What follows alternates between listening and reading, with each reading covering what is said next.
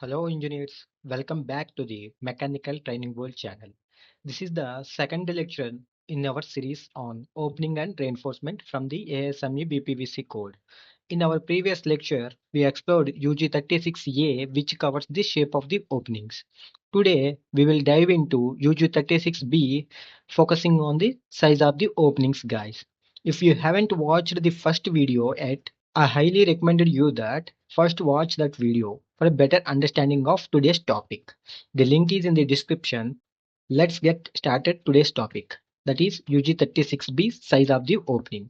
Till now we have seen shape, but what about size? Do we have any limitations on size guys? So as per ASME Section 8 Division 1 code UG-36B, there is no limitation on the size of the openings guys, but it should be properly reinforced. Why we need to reinforce at opening areas guys? Why we need to provide reinforcement at opening areas? Because if you are providing openings means we are removing the material, right? If you are providing, here you can see the opening. So if you are providing the opening means we are removing some material, right? Due to this, the strength of the vessel reduces. The strength of the vessel reduces guys. If strength reduces, what will happen? The vessel will fail. Due to material removal, the strength of the vessel reduces, which will result in vessel failure. So that's why code suggested that reinforcement pads are required at opening areas to provide strength at that area. I hope you got the point, guys. If you have any doubts, please let me know in the comment section. So ASME not given size restrictions. But my question is, can opening diameter equal or greater than the vessel ID, guys? Can this opening diameter is equal to ID of this ID of the vessel? Or can opening ID greater than this ID of the vessel? If you know the answer, comment in the comment section. Before going to the next point, I want to tell you that I'm putting in a lot of effort to bring you clear and valuable content. So if you find this helpful, please subscribe to my channel and hit the like button guys. That will boost my confidence to create more engaging videos to you. So let's go to the next point. So the code says that proper reinforcement required at the openings. For proper reinforcement, the code given two methodologies guys. Two methodologies given by the code. One is you need to follow UG-36 to UG-43 for proper reinforcement. You need to follow UG-36 to UG-43 for proper reinforcement. This is one method. Again, if you want to follow UG-36 to UG-43, you need to satisfy some special conditions. That is, the first one is if your vessel ID is less than 60 inches, that means 1520 mm in diameter, then maximum opening size is half of the vessel diameter, but not more than 20 inches, that is 510. So if your vessel ID is less than or equal to 1520 mm, your opening ID is less than or equal to half of the vessel ID. But this half of the vessel ID is not greater than this 510 mm. So that's why here I mentioned you minimum of half of vessel ID and 510 mm. I hope you got the first point. And next point is if your vessel ID is greater than 1520 mm, that is greater than 60 inches, then your opening ID is less than or equal to 1 by third of your vessel ID, but this value is not greater than this 1020 mm. I hope you got the second point as well.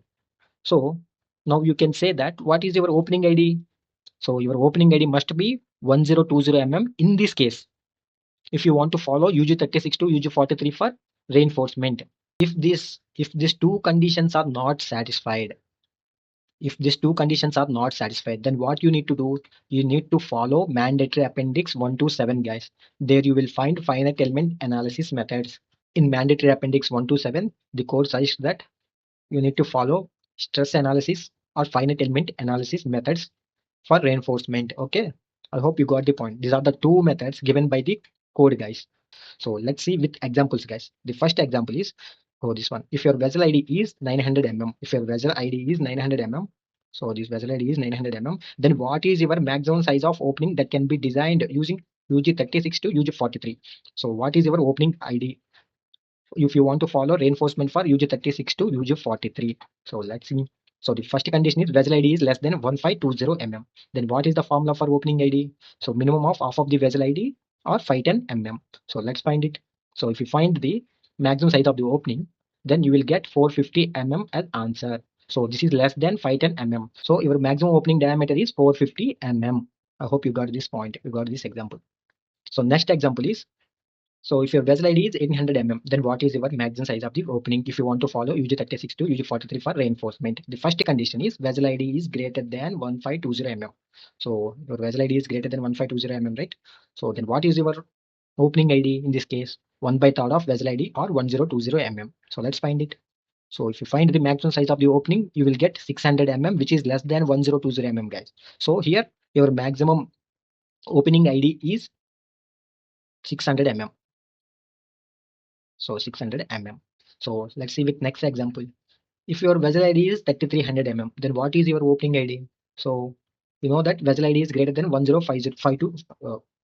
You know that vessel ID is greater than 1520 mm. So what is your opening ID?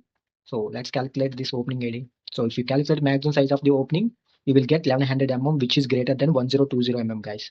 If you want to follow UG-36 to 43, you need to follow 1020 mm only. Okay, so your maximum size of the opening is 1020 mm.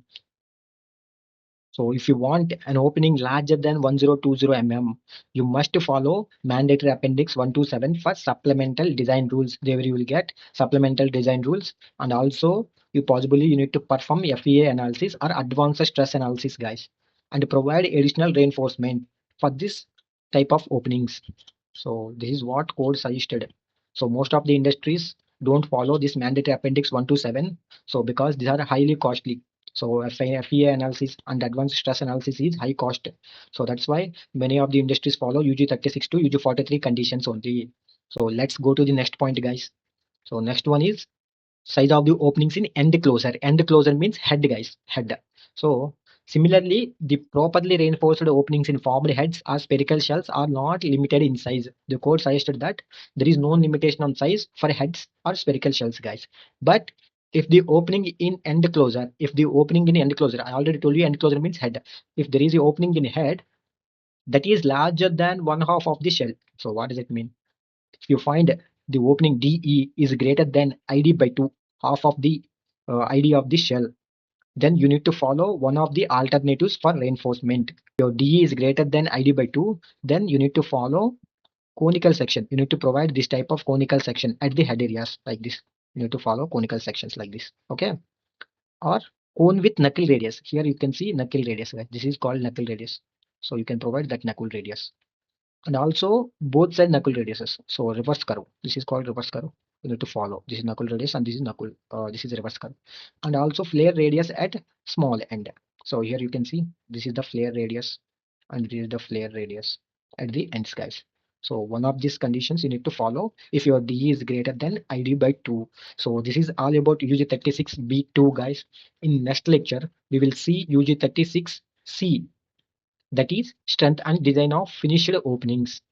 So if you find this video helpful, please subscribe my channel and click on the bell icon, guys. You will get notified when I upload any new videos. Okay.